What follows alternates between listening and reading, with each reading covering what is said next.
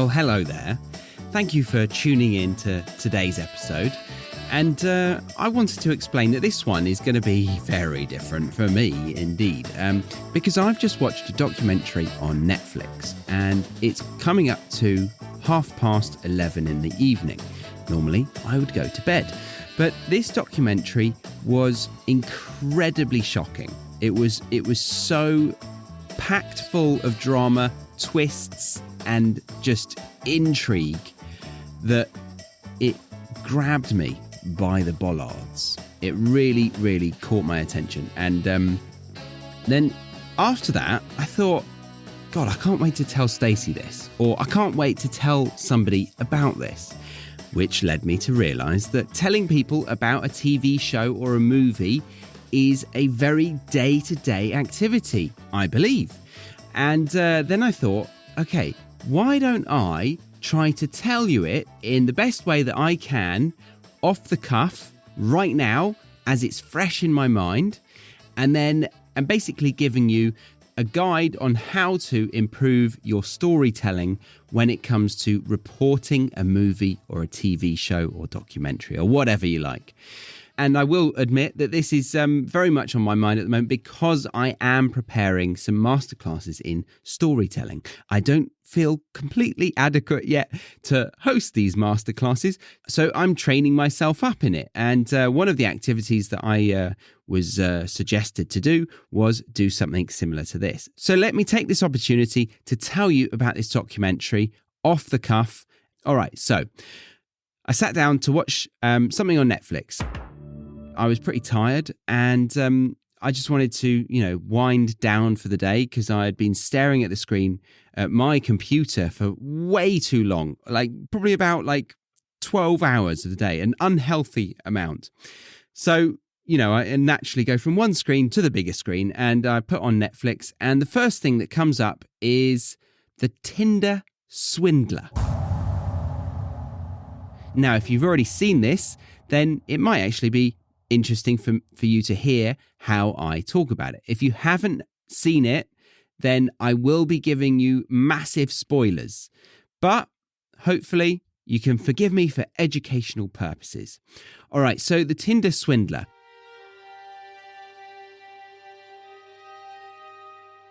I put it on and the preview immediately informs me that there's going to be a kind of catfish situation where a guy or a girl tricks somebody for mistaking them as somebody who they're not online, via Tinder or whatever. You meet them online, you tell them who you are, a fake person, and then you fall in love gradually, you build their trust, and then you meet up and they are not who they thought you were at all. So I thought I was in for a catfishing story, but oh no, was I wrong. So the documentary follows 2 to 3 girls. They're the main characters in this documentary, and they're reporting a real-life situation of them going on Tinder and matching with this one guy who goes by the name of Simon Lviv. This guy has some very interesting photos of him traveling the world, looking very, very wealthy, and, having an exciting life, partying in one country, jet-setting off to another one, and wearing the most ridiculously high-end clothing money can buy you. So they match, and then he immediately messages the one girl that we're focusing on for now, saying, I'm leaving the country tomorrow. Would you like to meet up for a coffee first thing tomorrow morning? As the viewer, I think, what's this lady going to say? She seems very keen for this. She's obviously taken by the photos. So they go for coffee and they meet up in a hotel, a very expensive hotel, I might add. A 5-star hotel in the middle of London. They meet up. Actually, I should add, she goes to the lobby. She texts him that she's arrived. And then she sees the lift come down. Ping, and here he is. Her knight in shining armour. So they get on very well in that first hour. Then he says, I would love to take you to wherever he's jetting off to. And my chauffeur can take you back to your apartment, pick up a suitcase, get your passport, and you can come on the flight in the next couple of hours to my next destination. Prior to this, she Googles him, and it seems that he is the son or the prince of a diamond business. The father is the head of the diamond business, and so he's the son of an incredibly wealthy man. So then she's like, okay, he's got loads of money. He's really fun. We got on great. We seem to have great chemistry. He's just offering me a fun trip. Why not? As she said in the text, YOLO, which is an acronym for You Only Live Once. YOLO, that would be the initialism, and then the acronym YOLO. Her friends think she's crazy, but she gets on the plane, and on the plane, she not only meets his bodyguard, but also a woman who has a 2-year-old son that is apparently his own child. So the plot thickens, doesn't it? But this is literally the tip of the iceberg. I'm almost exhausted thinking about how far we've got to go. I'd like to let you know that we now have an official app released for the British English podcast. You can now listen to this podcast on the new app and get all of the learning resources along with it. So if you are a premium or academy member, then stop what you're doing and search for this new app on your app store, either by typing in BEP, or the British English podcast. And for those of you who are just listening on your favourite podcast app, then I've got a present for you. Download the app, sign up to the course called Free Podcast Worksheets, and you will find every single episode available for you to listen to along with the free worksheet for that episode. A huge resource right there waiting for you to enjoy. So go download it right now at your app store. Links are also in the show notes. Enjoy this episode.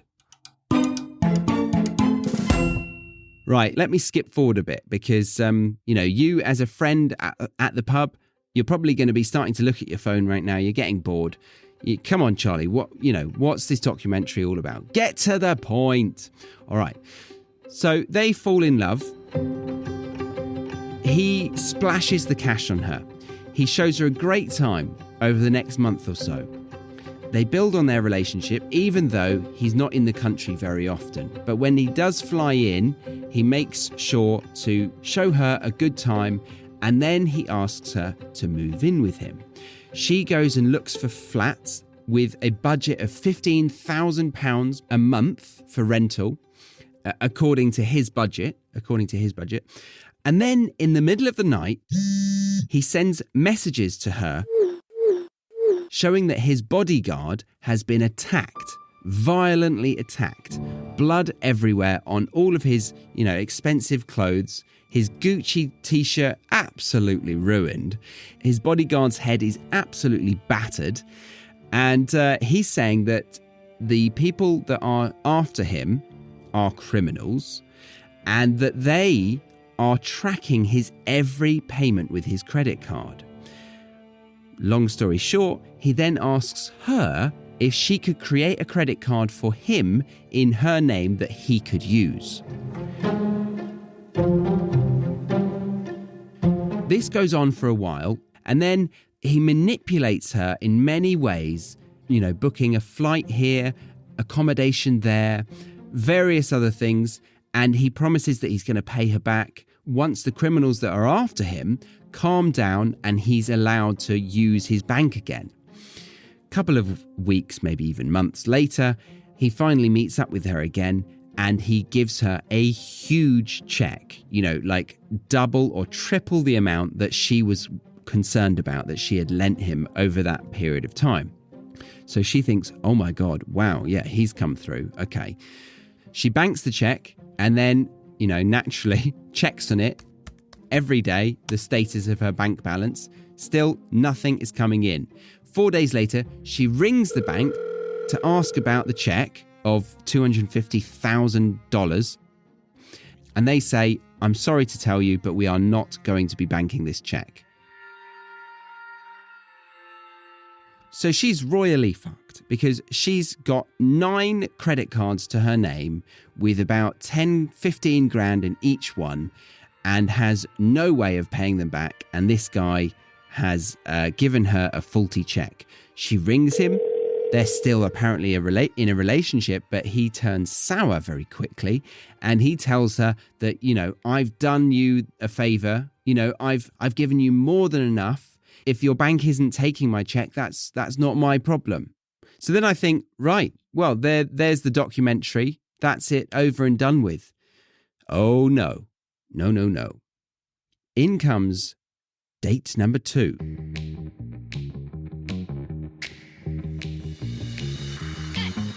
This show is funded by you, the listener. That's right. Not through a charitable donation, but through providing you with 2 hugely beneficial learning resources. One is called the Academy and the other is called the Premium Podcast. So if you listen to this show regularly, say once a week perhaps, and you want me to continue producing it, then I need your help because this is my full-time job. And I also want to provide free education for those who really cannot afford it. But if you are in a situation where you can spare £7 a month for loads of bonus podcast content, manually edited transcripts, and extended glossaries and flashcards, then I'd love you to consider supporting the show, because that will give me a way to continue doing what I love to do, and for those who really cannot afford it, to get a free education. You can find out more by clicking the relevant link in the show notes of this episode, or head over to thebritishenglishpodcast.com or download the British English Podcast app in your app store. Back to the episode. Now, date number 2 isn't actually taken by him. She finds him charming and funny, but it doesn't have everything that she wants. So she rejects his move on her on the first date, but they remain friends. They seem to have a lively connection that she doesn't want to miss out on. So they keep in contact over the coming months, maybe even a year. I'm not sure how long this period of time was, but again, similar situation. They party together, crazy nights out. He's got like a whole harem of women at this nightclub where you have to pay £2,000 just to reserve a table. He's paying all these women to be around him, champagne all around, no problem. And he's got like Lamborghinis, Ferraris, private jets, watches that are worth £100,000. So he's clearly so wealthy. She's just like bowled over by this. And then, in the middle of the night, she gets a text from him. A couple of images come through. The exact same images that the previous date received as well. His bodyguard's head bludgeoned. His Gucci t-shirt, loads of blood on it. And then a few texts explaining that the criminals that are after him have tracked his every move with his credit card and he cannot use his bank account at all. And then he goes a step further and says his life is in danger. He needs to leave the city, but he has no money. Please, can you lend me 30,000 and I will repay you within a couple of weeks. So yeah, same thing happens again, right? Now, if I remember correctly, the first person comes back into the story and she actually gets in touch with the newspaper. She wants to tell her story. And the newspaper pick it up in Sweden, and then they find an article from some Finnish journalists saying that this person with a different name had swindled 3 Finnish ladies out of a huge amount of money.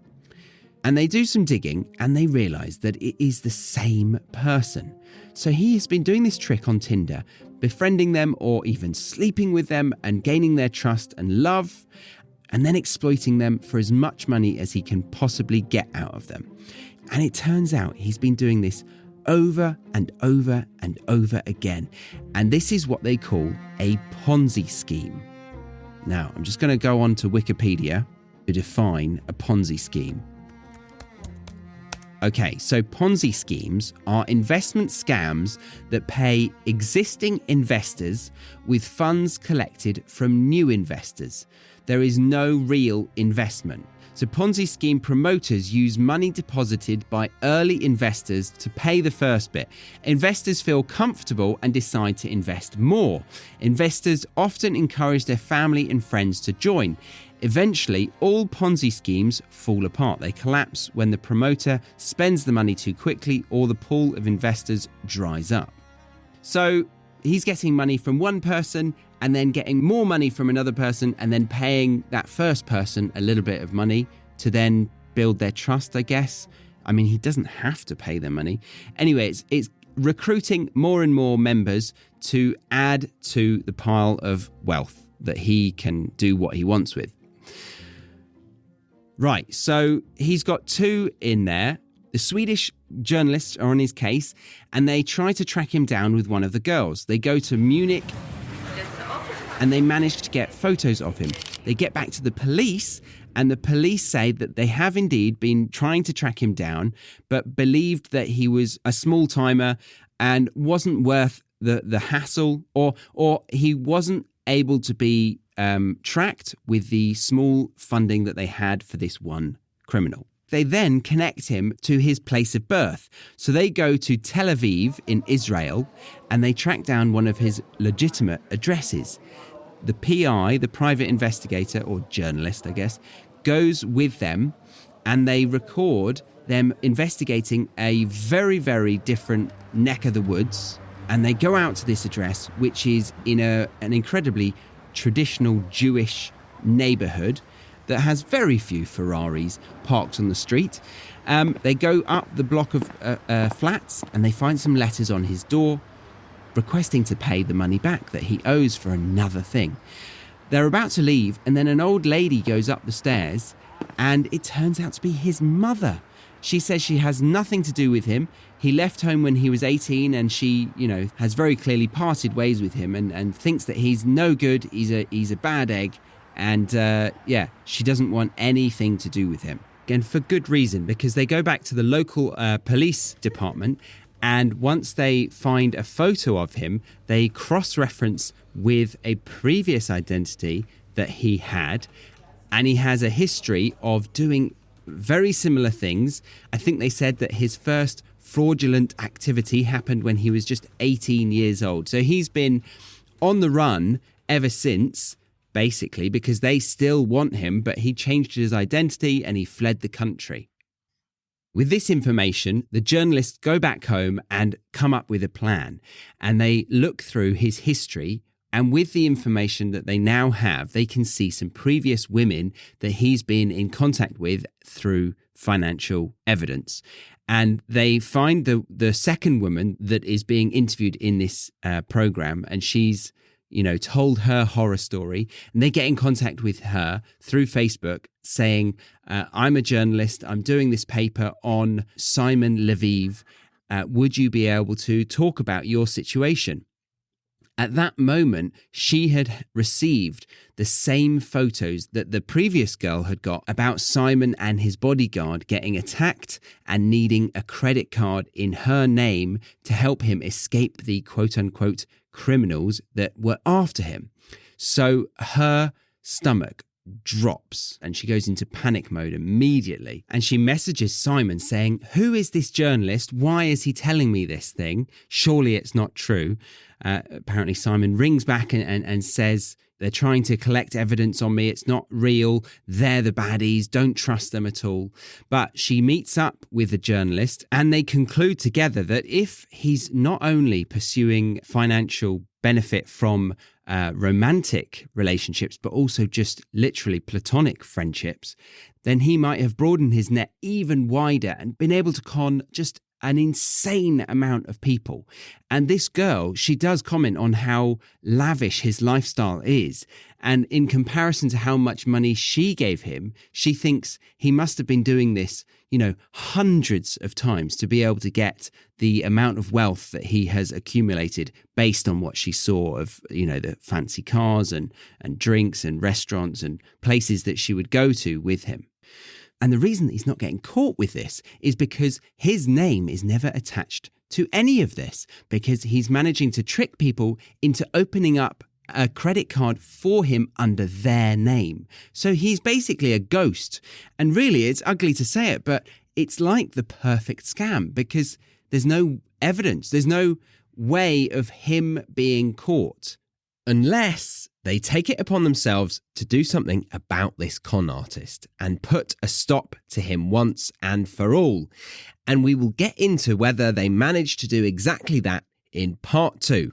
And then a further twist occurs, which we will cover in part 3 of this episode. We will leave it there for part 1 of today's episode. Thank you very much for listening up to this point. If you did want to listen to part 2 and part 3 of this conversation, then you can head over to thebritishenglishpodcast.com and check out the premium podcast or academy memberships. The premium podcast gives you access to the full conversation along with extended glossaries, transcripts, and flashcards, whereas the academy gives you all of that plus exclusive videos and audios for the season-based episodes, explaining the vocabulary, exampling them, giving you quizzes, writing assignments, and weekly speaking classes on Zoom.